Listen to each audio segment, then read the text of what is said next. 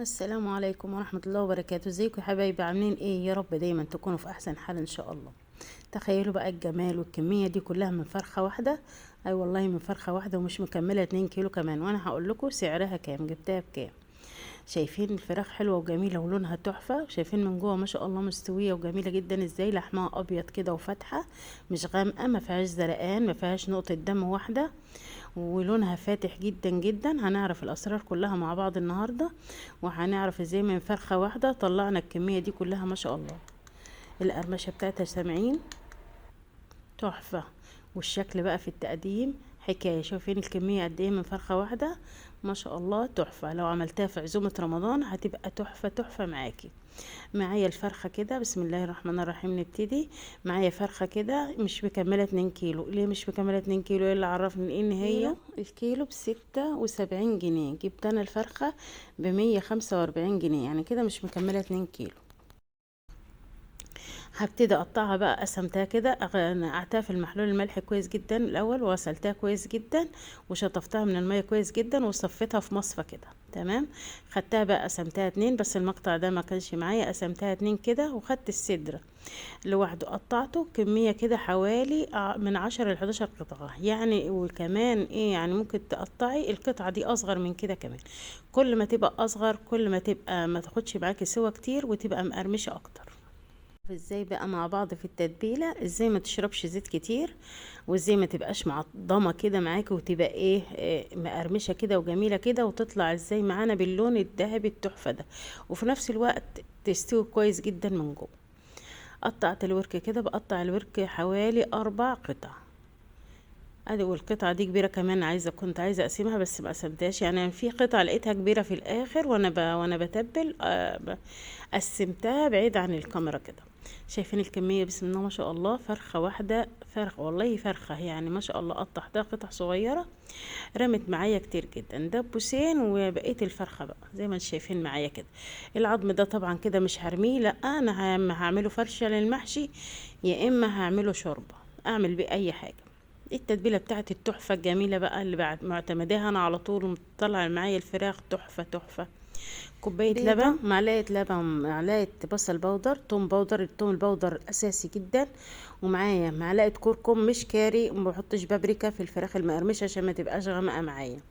ومعايا طبعا معلقه ملح، ومعلقه فلفل، نص معلقه بس فلفل اسود. طبعا هكتب لكم التوابل دي كلها في صندوق الوصف تحت عشان ما تنسوش حاجه.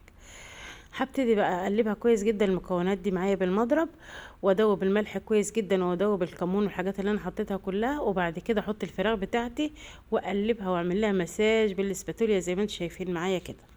قعدت في التتبيله دي قد ايه؟ ممكن تبيتيها من بالليل لايه في التلاجة. انا عملتها بس ساعتين وكان طعمها تحفه. هركنها بقى على جنب دلوقتي، وابتدي اعمل الكفر بتاعها.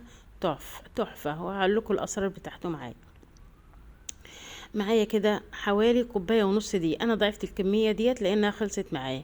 كوبايه ونص دقيق، معالق صغيره بقى بصل بودر، توم بودر، كاري، فلفل اسود، كمون، معلقه بيكنج باودر صغيره. البيكنج باودر ده يا بنات تحفه. انا حطيت في التتبيله السايله، وحطيت برضو في التتبيله اللي هي الجافه دي كفر ده.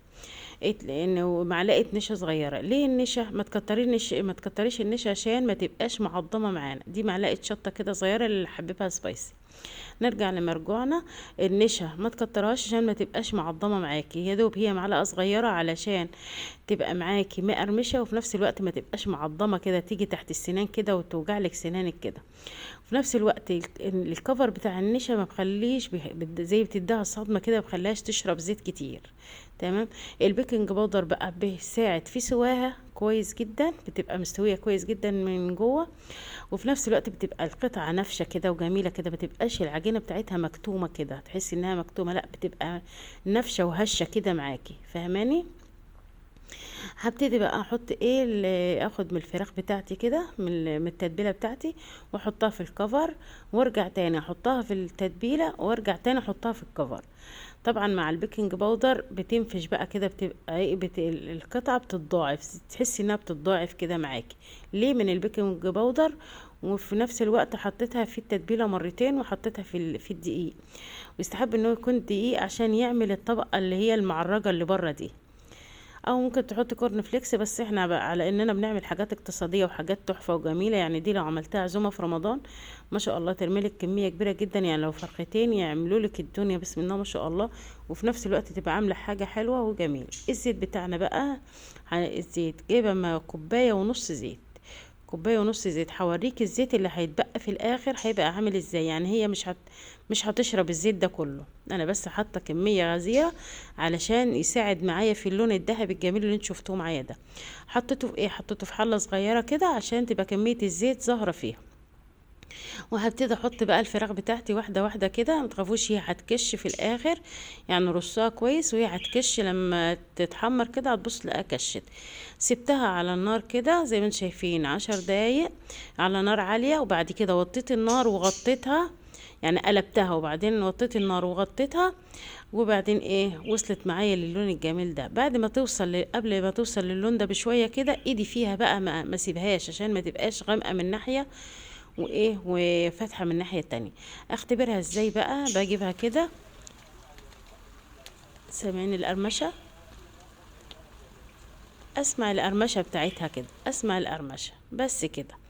اشوفها مقرمشه كده، هي كده كده استوت من جوه. ليه؟ لانها خدت 10 دقايق من غير تغطيه، و10 دقايق مغطياها، وهسيبها 5 دقايق بس كده. ايدي فيها على طول، ايدي فيها على طول عشان تديني لون حلو، وفي نفس الوقت تبقى مقرمشه وحلوه ومستويه من جوه. طلعت الكميه بتاعتي كلها كده، واتاكد وانا بطلعها ان كلها مقرمشه من جميع الاتجاهات، ما اسيبش حته طريه فيها وحته مقرمشه واطلعها، لا لازم اتاكد انها مقرمشه من جميع الاتجاهات. دي عايزه شويه، مش هسيب الزيت فاضي عشان ما يتحرقش، لازم يكون فيه فراخ، لو سبته فاضي كده يتحرق. ابتدي ارص جنبها الايه بقيه الفراخ بتاعتي. بس يا بنات، لو عجبكم الفيديو وعجبتكم افكاري، يا ريت ما تنسونيش في اللايك والاشتراك في القناه، وتضغطوا على زرار الجرس عشان يوصلكوا مني اشعارات كل جديد ان شاء الله. يعني تضغطوا على علامة الجرس عشان اللي هي بتديكوا علامة الكل دي. شايفين بقى الشكل والجمال عامل ازاي؟ تحفة، طالعة معايا بصراحة، طلعت تحفة. اقدمها بقى زي ما انت عايزة تقدميها، قدميها بقى بالشكل الحلو ده والجميل ده. وده كان الفيديو بتاعي النهارده. يا ريت لو عجبكم ما تنسونيش في اللايك والشير والاشتراك في القناه وتفعيل زرار الجرس عشان يوصلكوا كل جديد وحصري. والسلام عليكم ورحمة الله وبركاته.